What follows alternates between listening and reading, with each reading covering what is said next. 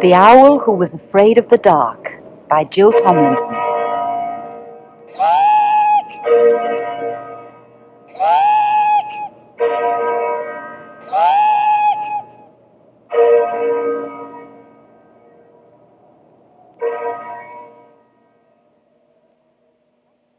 Chapter 1. Dark is Exciting. Plop was a baby barn owl, and he lived with his mummy and daddy at the top of a very tall tree in a field. Plop was fat and fluffy. He had a beautiful heart-shaped ruff. He had enormous round eyes. He had very knackety knees. In fact, he was exactly the same as every baby barn owl that had ever been. Except for one thing. Plop was afraid of the dark. "You can't be afraid of the dark," said his mummy. "Owls are never afraid of the dark." "This one is," Plop said. "But owls are night birds," she said. Plop looked down at his toes. "I don't want to be a night bird," he mumbled. "I want to be a day bird." "You are what you are," said Mrs. Barn Owl firmly. "Yes, I know," agreed Plop, "and what I are is afraid of the dark." "Oh dear," said Mrs. Barn Owl. It was clear that she was going to need a lot of patience. She shut her eyes and tried to think how best she could help Plop not to be afraid. Plop waited. His mother opened her eyes again. "Plop, you are only afraid of the dark because you don't know about it. What do you know about the dark?" "It's black," said Plop. "Well, that's wrong for a start. It can be silver or blue or grey or lots of other colours, but almost never black. What else do you know about it?" "I don't like it," said Plop. "I do not like it at all." "That's not knowing something," said his mother. "That's feeling something. I don't think you know anything about the dark at all." "Dark is nasty," Plop said loudly. "You don't know that. You have never had your beak outside the nest hole after dusk. I think you had better go down into the world and find out a lot more about the dark before you make up your mind about it." "Now," said Plop. "Now," said his mother. Plop climbed out of the nest hole and wobbled along the branch outside. He peeped over the edge. The world seemed to be a very long way down. "I'm not a very good lander," he said. "I might spill myself." "Your landing will improve with practice," said his mother. "Look, there's a little boy down there on the edge of the wood collecting sticks. Go and talk to him about it." "Now," said Plop. "Now," said his mother. So Plop shut his eyes, took a deep breath, and fell off his branch. His small white wings carried him down, but as he said he was not a good lander, he did 7 very fast somersaults past the little boy. "Woo!" cried the little boy. "A giant Catherine wheel!" "Actually," said the Catherine wheel, picking himself up, "I'm a barn owl." "Oh, yes, so you are," said the little boy, with obvious disappointment. "Of course, you couldn't be a firework yet. Dad says we can't have the fireworks until it gets dark. Oh, I wish it would hurry up and get dark soon." "You want it to get dark?"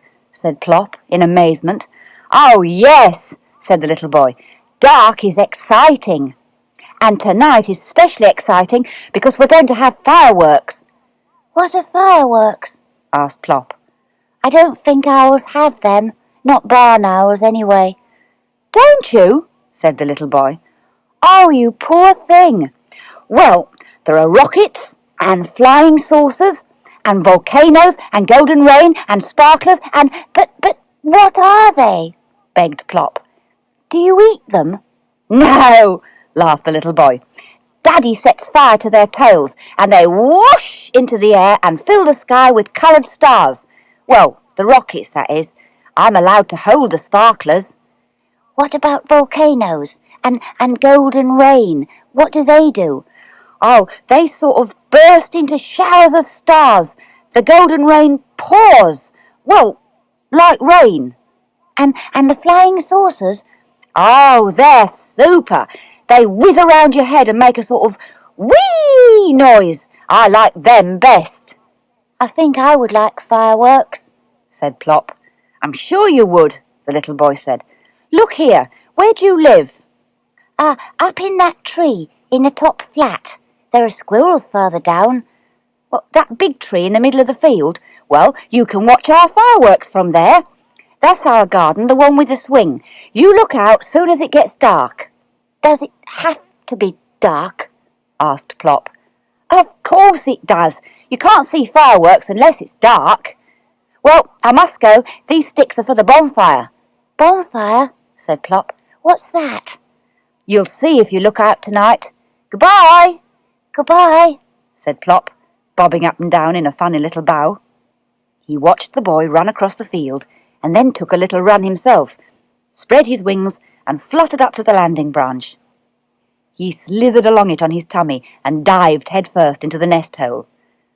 Well, said his mother, the little boy says dark is exciting. And what do you think, Plop? I still do not like it at all, said Plop. But I'm going to watch the fireworks if you'll sit by me.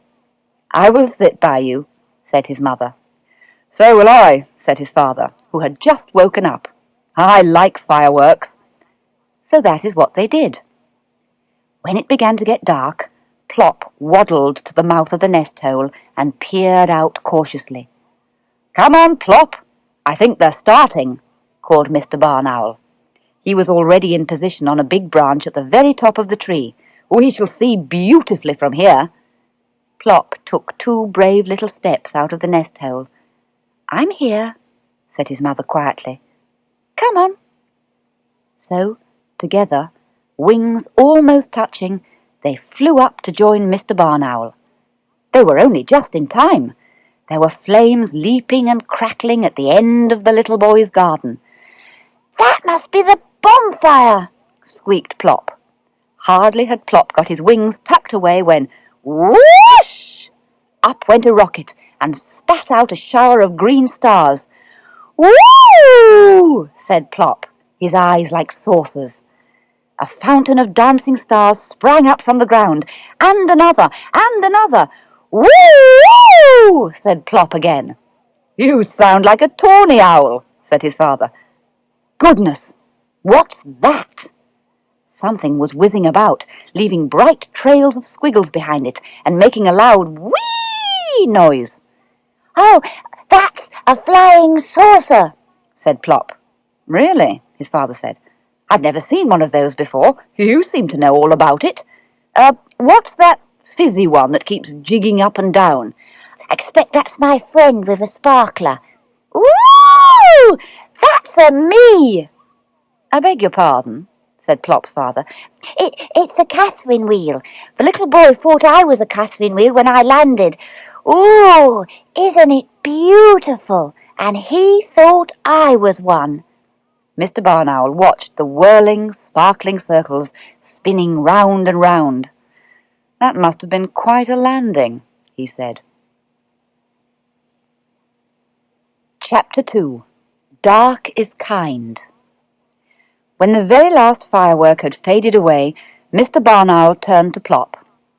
Well, son, he said, I'm off hunting now. Would you like to come? Plop looked at the darkness all around them. It seemed even blacker after the bright fireworks.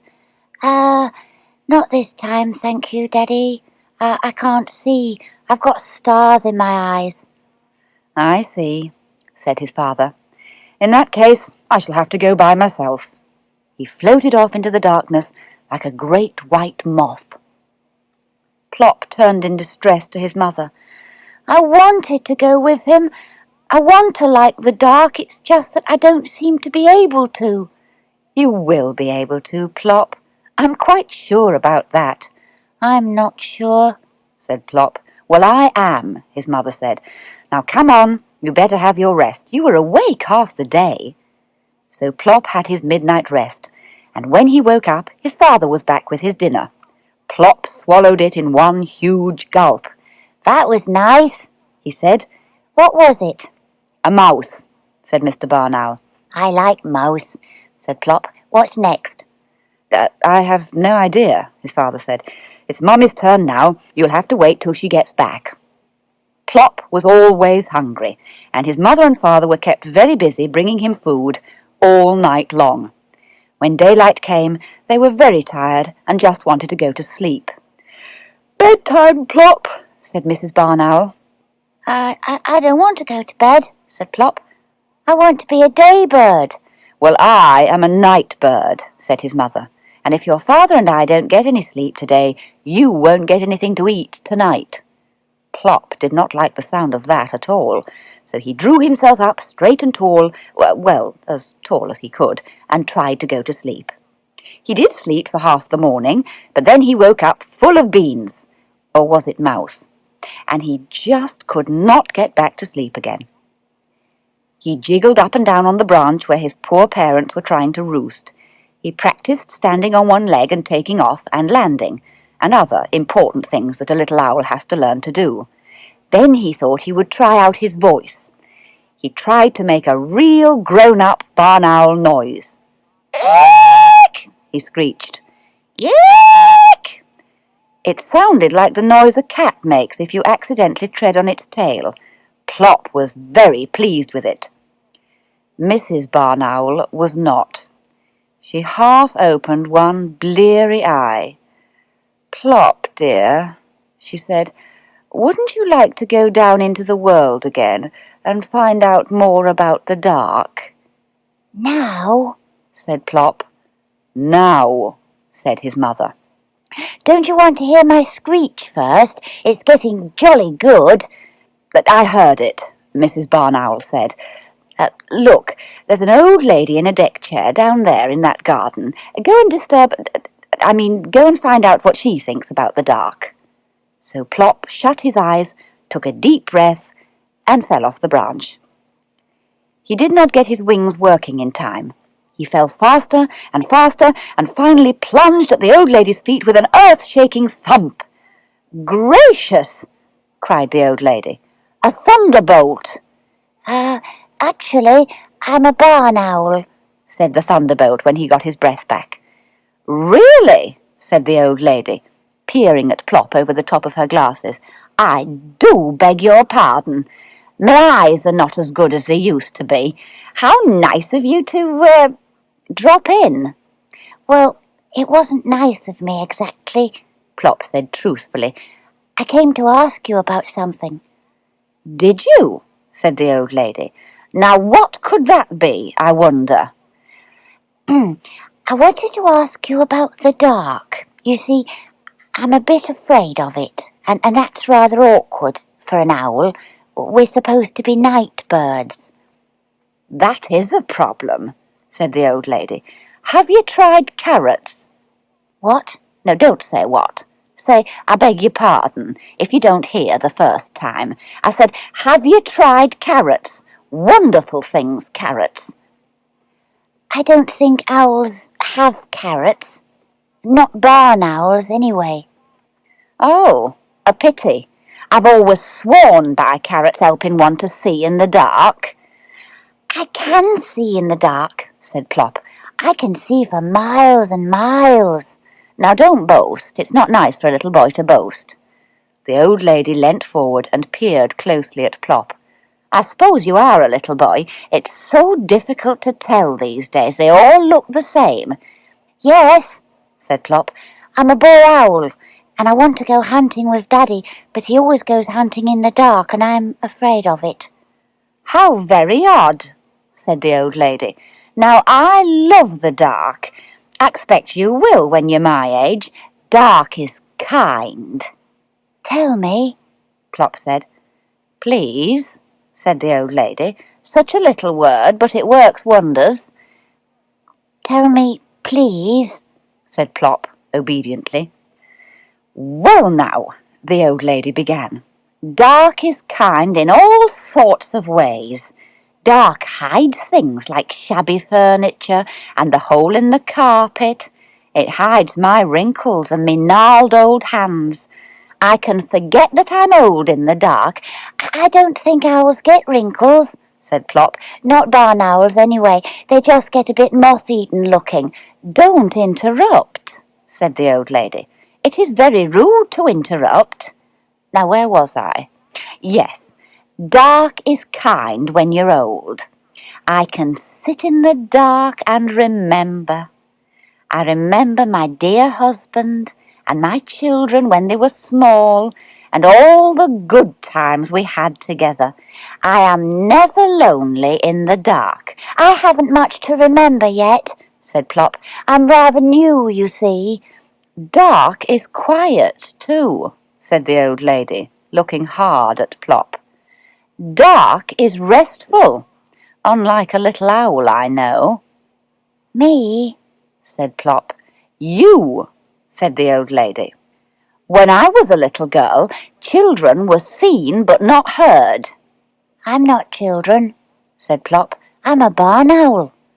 Same thing, said the old lady. You remind me very much of my son William when he was about 4.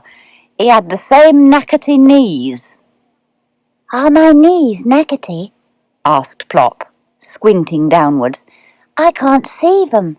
My tummy gets in the way. Very, said the old lady, but I expect they'll straighten out in time. William's did.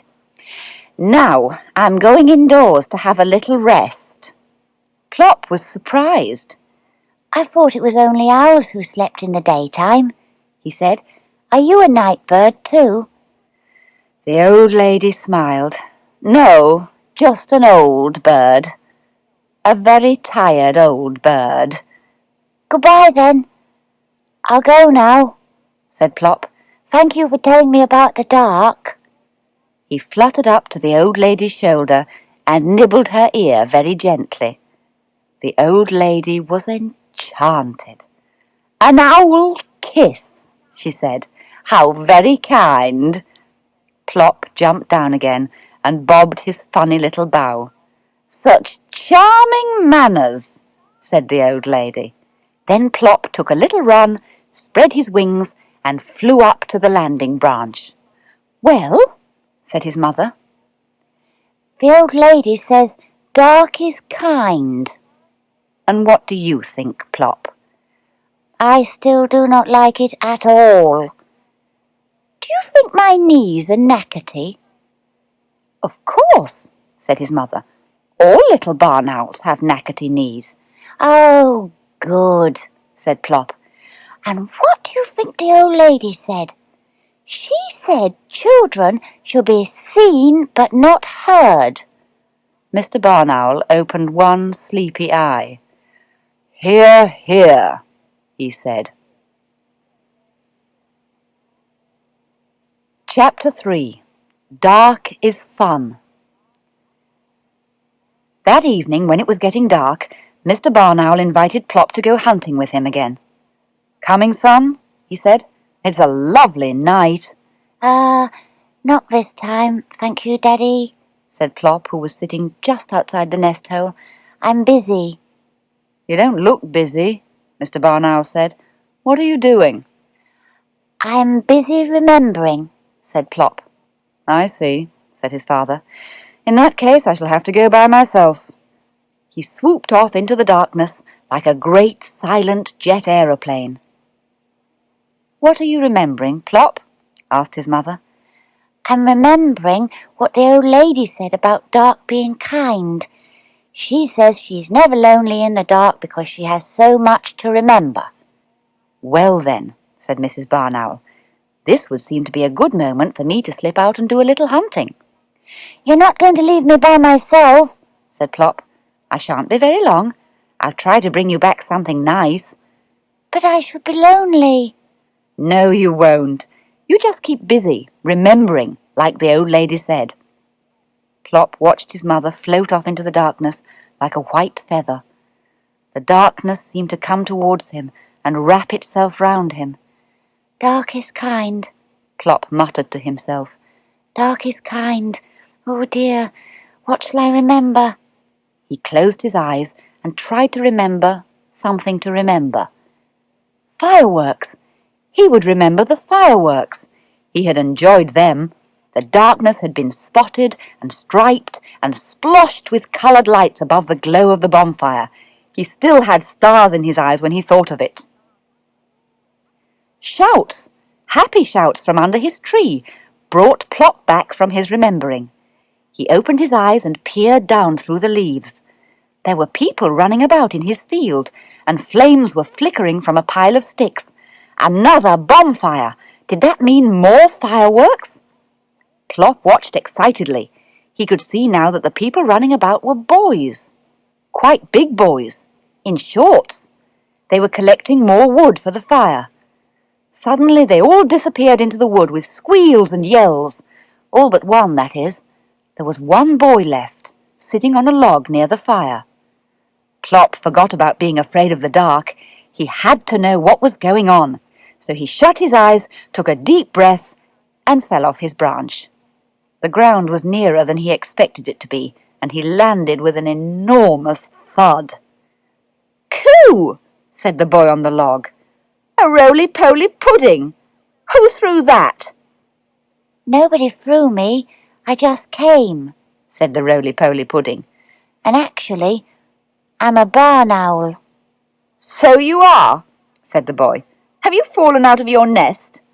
Plop drew himself up as tall as he could. "I did not fall. I flew," he said. "I'm just not a very good lander, that's all. I came to see if you were going to have fireworks, as a matter of fact." "Fireworks?" said the boy. "No! What made you think that?" "Well, the bonfire," Plop said. "Bonfire?" said the boy. "This is no bonfire. This is a campfire, and I'm guarding it till the others get back." "Where have they gone?" asked Plop. "They've gone to play games in the dark. Lucky things." "Do you like playing games in the dark?" asked Plop. "It's super," said the boy. "Dark is fun. Even quite ordinary games like hide-and-seek are fun in the dark. My favourite is the game where one of you stands outside a home with a torch in his hand and shines it on anything he sees or hears moving. The rest of you have to creep past him and home without being spotted. It's super." There was a crash and a yell of "Scambo! Got you!" from the wood. They're playing it now. Old Scambo always gets caught first. He's got such big feet. You have to creep like a shadow not to be caught. Oh, it would be my turn to guard the fire. "What's the fire for?" asked Plop. "Well, we cook potatoes on it and make cocoa and sing round it." "What for?" "What for?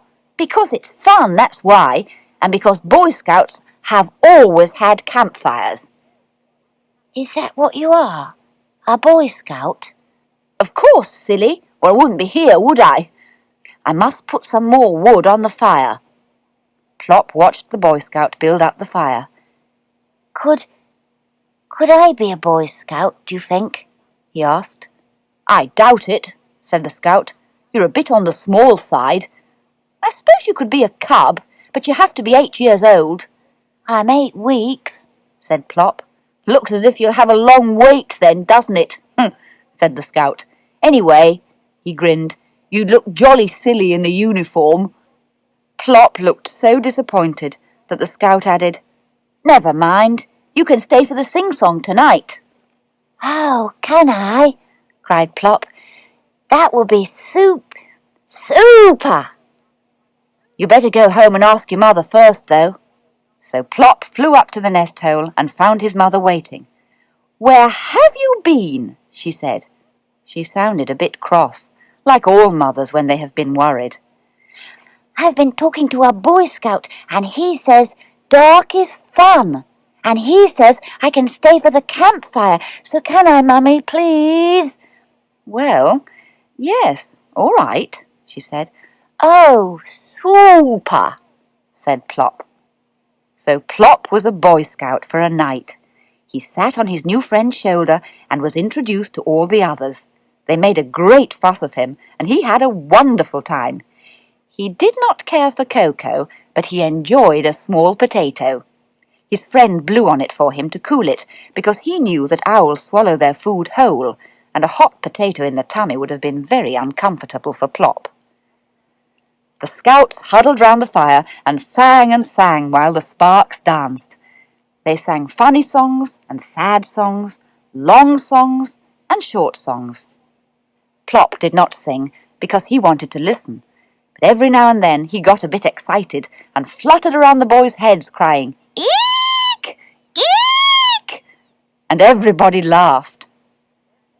They sang until the fire had sunk to a deep red glow and Plop had turned quite pink in its light. Then it was time to go home for the boys and for Plop, and when Plop had said goodbye to them all, and bowed till he ached, he spread his wings and flew up to the landing branch. "Well," said his mother. I told you. The Boy Scout says dark is fun. "And what do you think, Plop?" I still do not like it at all, but I think campfires are super. Did you bring me something special?" "I did." Plop swallowed it in one gulp. "That was nice," he said. "What was it?" "A grasshopper." I like grasshopper," said Plop. "What's next?" Chapter 4. Dark is necessary. Plop asked, "What's next?" a great many times during that night. He sat just outside the nest hole making loud snoring noises. He was not asleep, just hungry. Owls always snore when they're hungry. "Oh, Plop, I shall be glad when you can hunt for yourself," said Mrs. Barn Owl wearily, when Plop had gulped down his 7th, or was it his 8th, dinner. "What's next?" asked Plop. "Nothing," said his mother. "You can't possibly have room for anything else." "I have," said Plop. "My mouse place is full up, but my grasshopper place isn't." "That's just too bad," said Mrs. Barn Owl, stretching and settling herself down to roost. Mr. Barn Owl swooped in, clapping his wings. He dropped something at Plop's feet. Plop swallowed it in one gulp. It was deliciously slippery. "That was nice," he said. "What was it?" "A fish," said his father. "I like fish," said Plop. "What's next?" "Bed," said Mr. Barn Owl. He kissed his wife good night, or good day, I suppose it was, and settled himself down to roost. Plop made a few hopeful snoring noises, but it was clear that the feast was over. He wobbled into the nest hole and was soon fast asleep himself. It was well into the afternoon when he woke up. He came out onto the landing branch and looked around. His parents were still drawn up as still as carvings, but the squirrels from downstairs were chasing each other up and down the trunk, their tails flying behind them. Plop watched them for a bit. One of them scuttled along the branch just below Plop's, and then stopped abruptly and began to wash his face. He did not know that Plop was there. After all, owls are supposed to be asleep during the daytime. Plop could not resist it. He bent down through the leaves and let out his very loudest "Eek!" The squirrel jumped into the air like a jack-in-a-box, his ears a quiver and his eyes like marbles. He flashed down the trunk and vanished into his hole. Plop jumped up and down with delight. But of course he had done it again. He had woken his mother. "Plop." "Yes, Mummy?" "Go and find out some more about the dark, please, dear." "Now?" said Plop. "Now," said his mother. "Go and ask that little girl what she thinks about it." "What little girl?" "That little girl sitting down there.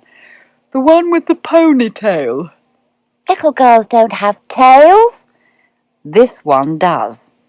Go on now, or you'll miss her." So Plop shut his eyes, took a deep breath, and fell off his branch. His landing was a little better than usual. He bounced 3 times and rolled gently towards the little girl's feet. "Oh, a woolly ball!" cried the little girl. "Actually, I'm a barn owl," said the woolly ball. "An owl? Are you sure?" she said. putting out a grubby finger and prodding Plop's round, fluffy tummy. "Quite sure," said Plop, backing away and drawing himself up tall. "Well, there's no need to be huffy," said the little girl. "You bounced. You must expect to be mistaken for a ball if you will go bouncing about the place. I've never met an owl before. Do you say to-wit-a-woo?" "No," said Plop. "That's tawny owls." "Oh, you can't be a proper owl then," said the little girl. "Proper owls say to-wit-a-woo." "I am a proper owl," said Plop, getting very cross. "I am a barn owl, and barn owls go eek like that." "Oh, don't do that," said the little girl, putting her hands over her ears. "Well, you shouldn't have made me cross," said Plop. "Anyway, you can't be a proper girl." "What did you say?" said the little girl, taking her hands off her ears. "I said you're not a proper girl. Girls don't have tails. Squirrels have tails, rabbits have tails, mice—" "This is a ponytail," said the little girl. "It's the longest one in the class," she added proudly. "But why do you want to look like a pony?" asked Plop. "Because." "Oh, because it's the fashion," said the little girl. "Don't you know anything?" "Not much," agreed Plop. "Mummy says that's why I'm afraid of the dark, because I don't know anything about it. Do you like the dark?" The little girl looked at Plop in surprise. "Well, of course I do," she said. "There has to be dark. Dark is necessary." "Dark is necessary. Is water?" "Necessary. We need it. We can't do without it." "I could do without it," said Plop. "I could do without it very nicely." "Father Christmas wouldn't come," said the little girl. "You'd have an empty stocking on Christmas Day." "I don't wear stockings," said Plop. "And who is Father Christmas?" "Well, Father Christmas is a fat, jolly old man with a white beard, and he wears a red suit with a matching hat and black boots." "Is that a fashion?" asked Plop. "No," said the little girl. "It's just what he always wears in pictures of him, although I don't know how anybody knows because nobody's ever seen him." "What?" said Plop. "Well, that's what I'm trying to tell you. Father Christmas only comes in the dark. He comes in the middle of the night riding through the sky on a sledge pulled by a reindeer." "Deer?" asked Plop. "In the sky?" "Magic, dear," said the little girl. "Everything about Father Christmas is magic. Otherwise he couldn't possibly get round to all the children in the world in one night, or have enough toys for them all in his sack." "You didn't tell me about his sack." "He has a sack full of toys, and he puts them in the children's stockings." "In their stockings?" said Plop. "With their feet in them? There can't be much room." "No, silly. We hang empty stockings at the end of our beds for him to fill. I usually borrow one of Mummy's, but last year I hung up my tights." "And did he fill them?" breathed Plop. "No, only one leg, but he did put a sugar mouse in the other one." "I'd rather have had a real mouse," said Plop. "So would I, really," said the little girl.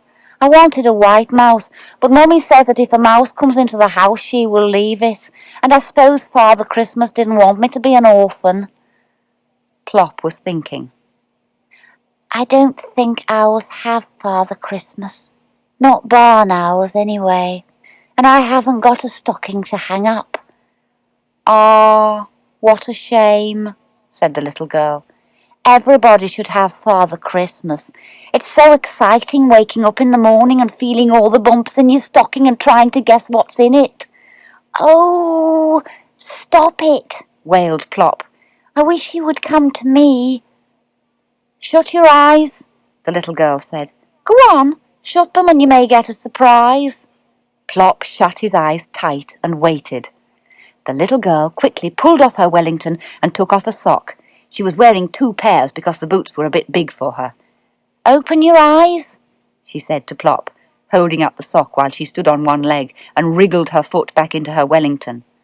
Plop opened his eyes, and then shut them again because he couldn't believe what he saw.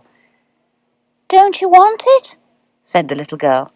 "I know it's a bit holy, but I don't expect Father Christmas will mind." "Oh, thank you," said Plop, taking it with his beak and then holding it in his foot. "Thank you very, very much. I'll go and hang it up at once." "Not yet," laughed the little girl. "You have to wait until Christmas Eve." "Well, I must go now. It must be nearly tea time. Goodbye. I do hope Father Christmas will come to you." "Goodbye," said Plop, bobbing his funny little bow. "You are very kind. You are a proper girl." "And you have a very nice eek," said the little girl. "And I'm going to practice it to make me brothers jump. Eek!" She ran off, and Plop could hear her eeking right across the field. Plop picked up the sock in his beak and flew up to the landing branch. "Well," said his mother. He began with his mouth full of sock. He put it down and tried again. "The little girl says dark is necessary because of Father Christmas coming," he said. "And what do you think, Plop?" "I still do not like it at all, but I'm going to hang up this sock on Christmas Eve." And Plop took his sock and put it away very carefully in a corner of the nest hole, ready for Christmas. Chapter 5. Dark is Fascinating. Plop, having slept nearly all day, was very lively that evening. Very lively and very hungry. He kept wobbling along the branch to where his father was roosting to see if by chance he were awake and ready to go hunting. Mr. Barn Owl was drawn up, tall and still. He seemed hardly to be breathing. Plop stretched up on tiptoe and tried to see into his father's face. What a strong, curved beak he had. "Daddy, are you awake?" he said loudly. "I'm hungry." Mr. Barn Owl did not open his eyes, but the beak moved. "Go away," it said. "I'm asleep." Plop went away obediently, and then realized something and went back again. "Daddy, you can't be asleep. You spoke. I heard you." "You must have imagined it," said his father, still not opening his eyes. "You spoke," said Plop. "You're awake, so you can go hunting." He butted his father's tummy with his head. "Come on. It's getting up time." Mr. Barn Owl sighed and stretched. All right, you horrible owlet. What time is it?" He looked up at the sky. "Suffering bats! It isn't even dark yet. I could have had another half-hour." He glared at Plop. "Dash it, I'm going to have another half-hour. I will not be bullied by an addled little day bird. Go away. You may wake me when it's dark and not before. Do you understand?" He suddenly leant forward until his huge beak was level with Plop's own little carpet tack. Plop could see too of himself reflected in his father's eyes. Yes, Daddy," he said, backing away hurriedly. "Good," said his father, drawing himself up to sleep again. "Good day." Plop went back to the nest hole to complain to his mother. A sleepy Mrs. Barn Owl listened sympathetically. "Well, dear, I should just go and find out some more about the world if I were you," she said. "Look, there's a young lady down there. Why don't you go and talk to her?" Plop peered down through the leaves. Standing a little way away from the tree was someone wearing shiny black boots, a bright red fur coat with a matching hat, and what looked like a white beard. "That's not a young lady," shrieked Plop. "That's Father Christmas!" And he fell off his branch in such a hurry that he forgot either to shut his eyes or to take a deep breath. He landed quite well considering, but lost his balance at the last moment and toppled forward on his face. A gentle hand picked him up and set him right way up again. "Oh, you poor darling," said a sweet young voice. "Are you all right?" Plop looked up quickly. That voice didn't sound right. It wasn't a white beard. It was long blonde hair. "You're not Father Christmas at all," he said crossly. "And I came down specially." "I'm terribly sorry," said the young lady. "And I'm not a darling. I'm a barn owl." "I'll tell you what," the Father Christmas lady said. "May I draw a picture of you in my nature sketchbook? I haven't got a barn owl in it." "Me?" said Plop. "You mean really me?" "Yes, please. Perhaps you could pose on that low branch for me." Plop fluttered up to the branch and stood stiffly to attention. The Father Christmas lady sat on a log and began to draw.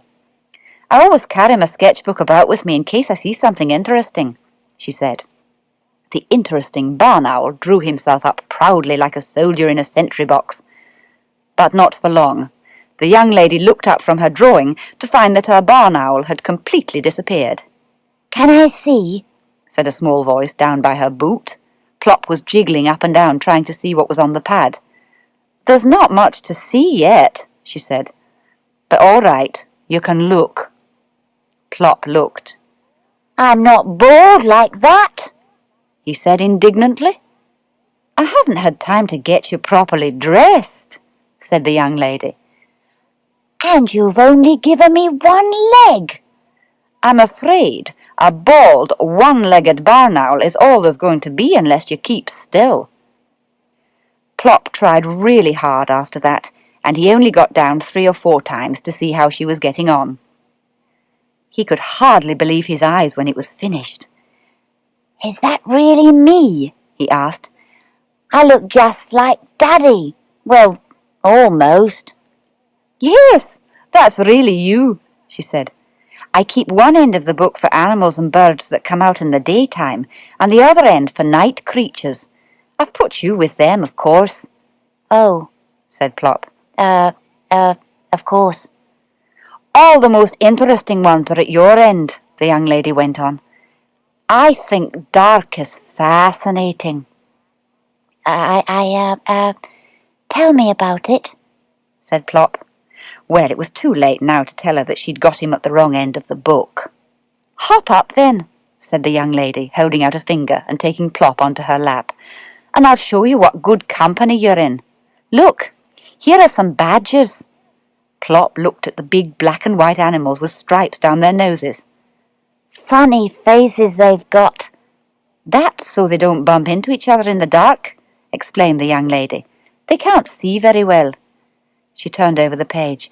"Ah, now I think these are the most fascinating night creatures of all. Bats." "You've got it the wrong way up," said Plop. The Father Christmas lady laughed. "No, I haven't. That's how bats like to be when they're not fluttering about, hanging upside down by their feet." "Go on," said Plop. "Yes, really. And do you know, if you were a baby bat, your mother would take you with her wherever she went, clinging onto her fur. You'd get lots of rides." "Oh, I'd like that," Plop said. "Yes, but when you got too big to be carried, do you know what your mother would do? She'd hang you up before she went out." "Hang me up," said Plop. "Upside down?" "That's right. Now, let's see what else we can find." She turned a few pages. "Yes, here we are. Oh!" Plop was not with her. He was rocking backwards and forwards on the low branch like one of those little wobbly men that you push. Every now and then he went a bit too far and had to waggle his wings to keep his balance. "What are you doing?" asked the young lady. "I'm trying to be a bat," said Plop. "but what I don't understand is how they begin. I can't get upside down." "Perhaps it would be easier to be a hedgehog," said the young lady. "When they're frightened, they roll themselves into a ball. Look, here's a picture of one." Plop hopped back onto her knee and inspected the hedgehog. "His feathers could do with a bit of fluffing up," he said. Those aren't feathers. They're prickles. Very useful they are too. A hedgehog can jump off quite a high fence without hurting himself, because he makes himself into a prickly ball and just bounces." "Very useful," said Plop. "I wish I had prickles." He jumped off her lap and tried to roll himself into a ball. It was very difficult. "I don't seem to have enough bends," he said. Suddenly he stopped rolling about and stayed still, listening. Then he rushed back to the young lady's lap and tried to bury himself in her coat. "What's the matter?" she said. "There's a funny noise," he said. "Over there." The young lady listened. There was a busy, rustling sound coming from the dry leaves under the big tree. "Why, I do believe it's a hedgehog," she said. "Yes, here he is. Look." Plop peeped cautiously over the edge of her lap. A tiny pointed snout pushed its way through the leaves, and then a small round creature scuttled across the ground in front of them. "They never bother to move about quietly," the young lady whispered, "because they know nobody would want to eat anything so prickly." "Is he sure?" said Plop. "I'm so hungry I could eat anything." The hedgehog stopped dead and rolled himself into a tight little ball. "He must have hurt you," the young lady said reproachfully. "What a thing to say!" "Well, it's true," Plop said. "I'm starving." "Oh, of course. You'll be going hunting with your parents now it's getting dark, won't you? I was forgetting you were a night bird." "Ah," the night bird looked down at his toes. "Well, I won't keep you," she went on.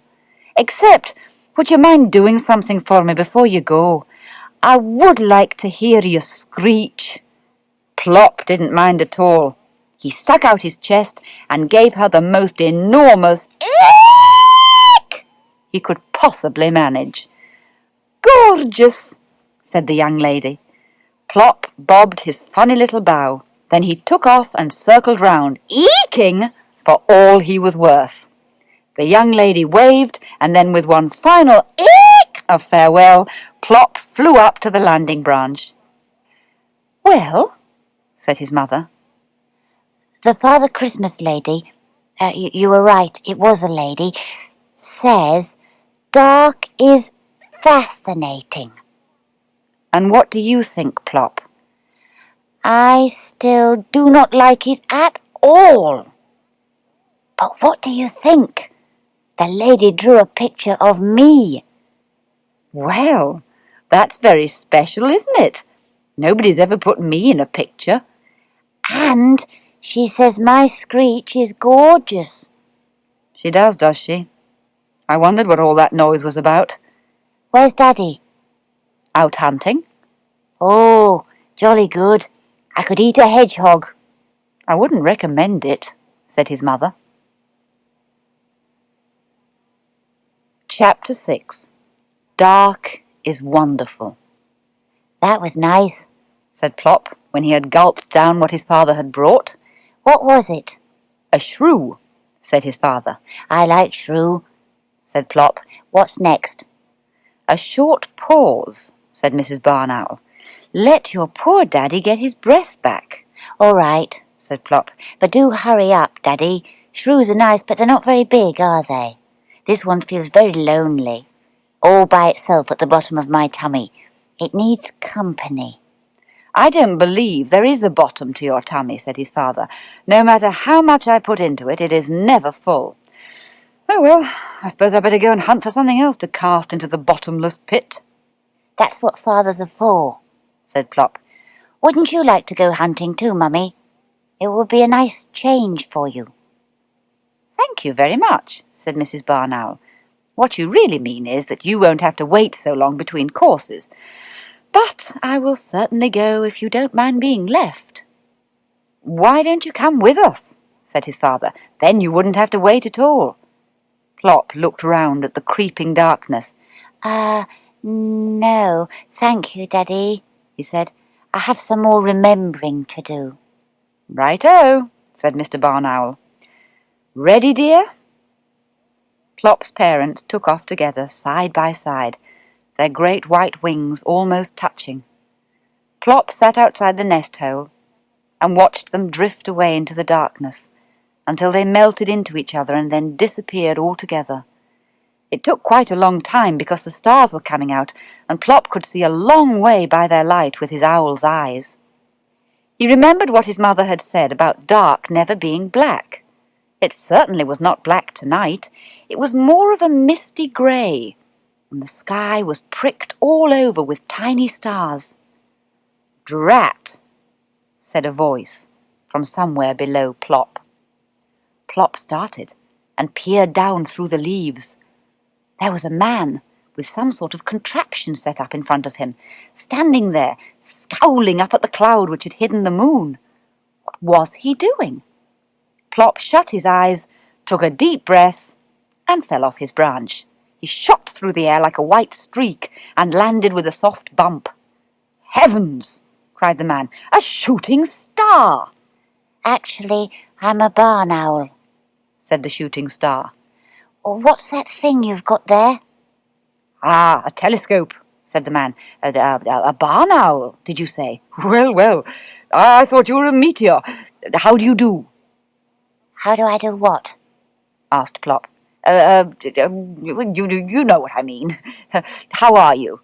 "Hungry," said Plop. "I thought you said I was a shooting star, not a meteor." "Now, a meteor is a shooting star," "Oh," said Plop. "what is the television for?" "A telescope, for looking at things like the stars and the planets." "Ooh! Can I have a look, please?" "Of course," said the man, "but it's not a very good night for it, I'm afraid. Too cloudy." "I don't like the dark very much," said Plop. "Really?" said the man. "How very odd. You must miss such a lot. Dark is wonderful." "Tell me," said Plop, "please." "Oh, I'll do better than that. I'll show you," the man said. "Come and put your eye... No, this end." Plop had jumped up, scuttled along the telescope, and was now peering backwards between his feet into the wrong end. "I can't see anything," he said. "You surprise me," said the man. Try this end." Plop wobbled back along the telescope, and the man supported him on his wrist, so that his eye was level with the eyepiece. "Now can you see anything?" "Oh, yes," said Plop. "It makes everything come nearer, doesn't it? I can see a bright, bright star. That must be very near." "Yes, just 54 million miles away, that's all." Million?" gasped Plop. "Yes, that's Sirius, the dog star. You're quite right, it is one of the nearest." Obviously millions were nothing to the man with the telescope. "Why is it called the dog star?" asked Plop. "Because it belongs to Orion, the great hunter. Look, there he is. Can you see those 3 stars close together?" Plop drew his head back from the telescope and blinked. "Can I change eyes?" he said. "This one's getting very tired." Yes, of course. Now, see if you can find the great hunter." "He has 3 stars close together, did you say?" "Yes, that's his belt." "And some fainter stars behind him." Yes, that's his sword." "I've got him!" shouted Plop. "I've got Orion, the great hunter. Oh, I never knew stars had names. Show me some more." "Well, we'll see if we can find the pole star, shall we? Now, hang on, I have to swing the telescope round for that." Plop had a ride on the telescope, and then the man showed him how to find the plough and the 2 stars pointing straight up to the pole star. "That's a bright one too, isn't it?" said Plop. "Yes, there. Now you can find that, you need never get lost, because that star is directly over the North Pole, so you'll always know where the North is." "Is that important?" asked Plop. "Very important," said the man. "Heavens! What was that?" An eerie, long-drawn shriek had torn the peace of the night. "Oh dear, I expect that's my daddy," said Plop. They looked up. A ghostly whitish form circled above them. "Yes, it is. I better let him know I'm here." "Eek!" "Oh!" said the man, jumping. "You should warn people when you're going to do that. You know, I've often wondered what that noise was. Now I shall know it's only you or your father." "Or my mother," said Plop. I really must go. Thank you very, very much for teaching me about the stars. He hopped onto the telescope and bowed his funny little bow. Goodbye. Goodbye, Master Barn Owl. Good stargazing. Plop flew up to join his father, and together they landed on the landing branch. Well, said Plop's mother. The man with the telescope says dark is wonderful, and he called me Master Barn Owl. And what do you think, Plop? I know what I think, said Mr. Barn Owl, not giving Plop a chance to reply. I think Master Barn Owl has got a bit of a cheek to send his poor parents on an absolutely urgent search for food and then not bother to be in when they get back. I thought you were supposed to be starving. I am starving, said Plop. But did you know that the dog star is 54 million miles away? Do you want your dinner or don't you? Said Mr. Barn Owl. Oh, yes, said Plop.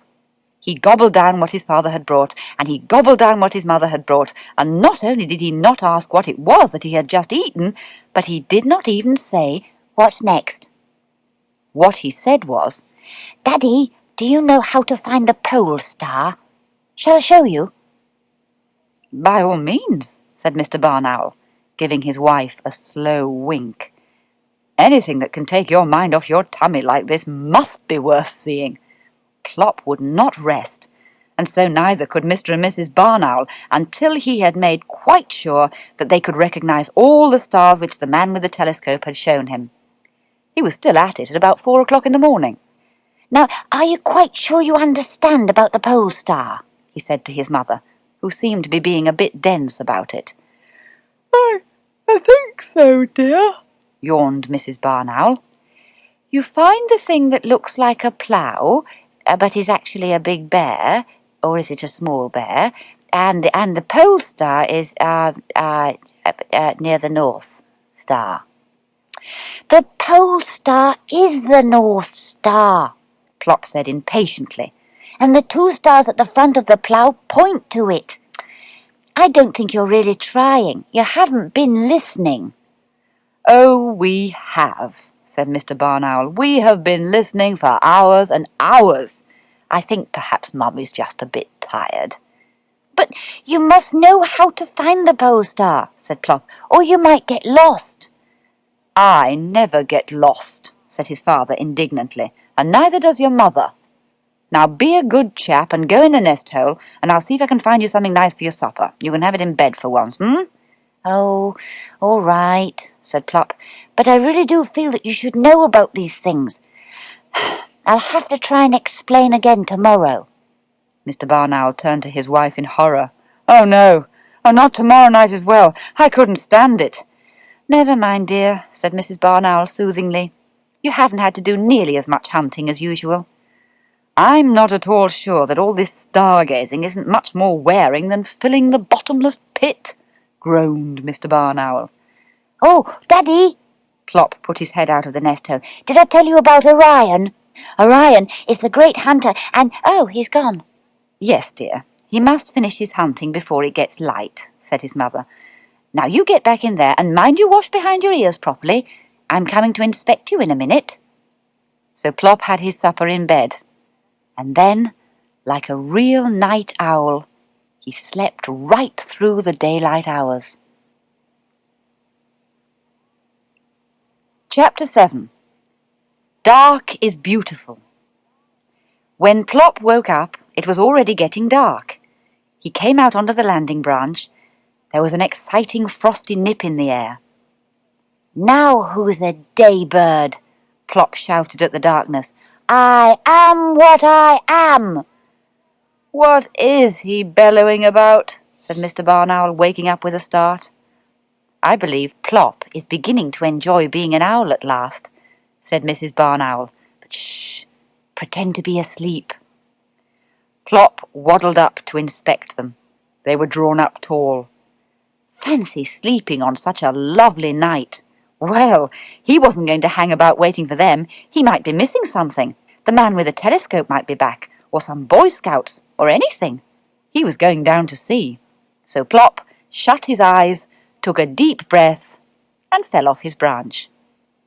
He floated down on his little white wings and landed like a feather. Feeling very pleased with himself, he looked around. There were two strange lamps shining from the shadows under the tree. Plop went closer and found that the lamps were a pair of unwinking eyes, and they belonged to a big black cat. Plop waited for a minute, but what he was expecting to happen didn't. "Aren't you going to say anything?" he said at last. "All the others did." "What should I say?" drawled the cat. "Well, what did you think I was?" said Plop. "I've been mistaken for a Catherine wheel, and a thunderbolt, and a woolly ball, and a darling, and a shooting star, and even a roly-poly pudding. Don't I remind you of anything?" "You look like a baby owl to me," said the cat. Then, seeing Plop's disappointed face, he added, "But I did wonder for a moment whether it was starting to snow." "You thought I was a snowflake?" said Plop, brightening. "Yes, but then when you landed, I saw you look more like a fat little snowman," said the cat, "and then I knew you were a baby owl." "Ah, but do you know what kind of owl I am?" said Plop. "No," admitted the cat. "I can't say I do." "I am a barn owl," Plop said. "Really?" said the cat. "Well, I'm a house cat, I suppose. My name is Orion." "Orion, the great hunter?" breathed Plop. "Well, thank you," said the cat, stroking his fine whiskers with a modest paw. "I am rather a good mouser, as a matter of fact, but I didn't know I was as famous as all that." "Orion," said Plop again. "Oh, I wish I had a name like that." "What is your name?" asked the cat. "Plop," said Plop. "Isn't it awful?" "Well, I don't know, it's different," the cat said kindly. "And at least it's short. There's nothing short for Orion, really, so I'm usually called Puss, which I can't say I care for." "I shall call you Orion," said Plop.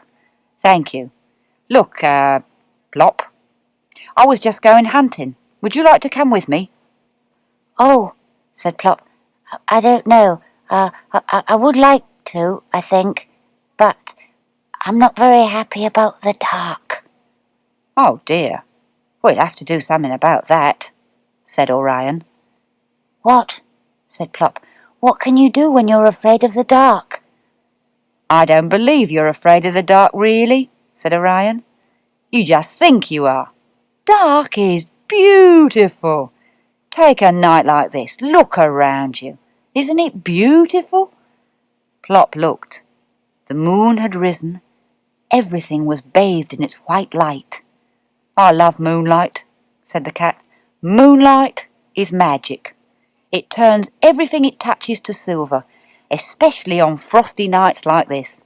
Oh, come with me, Plop, and I will show you a beautiful world of sparkling silver, the secret nighttime world of cats and owls.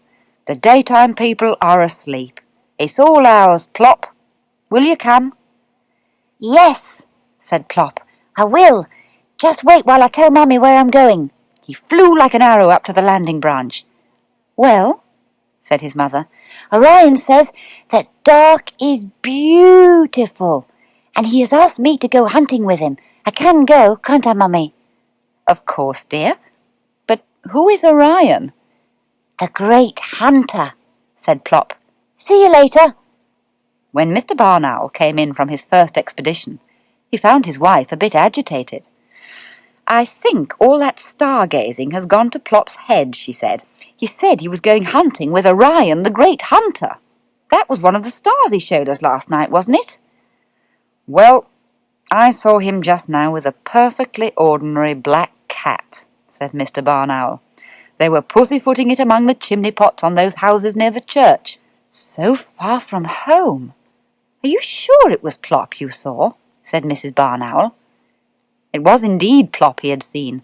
Orion had taken him up to his rooftop world. the cat leading the way, climbing and leaping, Plop fluttering behind. They sat together on the highest roof and looked down over the sleeping town, a black velvet cat and a little white powder puff of owl. "Well?" said the cat. It is, oh, I haven't the words for it," breathed Plop. "But you are right, Orion. I am a night bird after all. Fancy sleeping all night and missing this." "And this is only one sort of night," said Orion. "There are lots of other kinds, all beautiful. There are hot, scented summer nights, and cold, windy nights when the scuffling clouds make ragged shadows across the ground, and breathless, thundery nights which are suddenly slashed with jagged white lightning, and fresh spring nights when even the daybirds can't bear to sleep, and muffled winter nights when snow blankets the ground and ices the houses and trees. All the nights I've seen, and you will see, Plop, as a night bird." "Yes," said Plop. "This is my world, Orion. I must go home." "What? Already? We haven't done any hunting yet, and I've lots more to show you. A glass lake with a moon floating in it, "And I must go, Orion. I want to surprise them. Thank you for showing me that I'm a night bird." He bobbed his funny little bow, and the black cat solemnly bowed back. "Goodbye, Plop," he said, "and many, many good nights." Plop took off, circled once, gave a final eek of farewell, and then flew straight and sure back to his tree. "Well?" said his mother. Plop took a deep breath. "The small boy said dark is exciting. The old lady said dark is kind. The Boy Scout said dark is fun. The little girl said dark is necessary. The Father Christmas lady said dark is fascinating. The man with the telescope said dark is wonderful. And Orion, the black cat, says dark is beautiful." "And what do you think, Plop?" Plop looked up at his mother with twinkling eyes. "I think," he said, "I think dark is super. But shh! Daddy's coming. Don't say anything." Mr. Barn Owl came in with a great flapping of wings. He dropped something at Plop's feet. Plop swallowed it in one gulp. "That was nice," he said. "What was it?" "A vole." "I like vole," said Plop. "What's next?" "Why don't you come with me and find out?" said Mr. Barn Owl. "Yes, please," said Plop. Mr. Barn Owl blinked. "What did you say?" "I said yes, please," Plop said. "I would like to come hunting with you." "I thought you were afraid of the dark." "Me?" said Plop. "Afraid of the dark? That was a long time ago." "Well," said his father, "what are we waiting for? A-hunting we will go." "Hey, wait for me," said Plop's mother. "I'm coming too." So they took off together in the moonlight, Mr. and Mrs. Barn Owl on each side, and Plop in the middle. Plop, the night bird.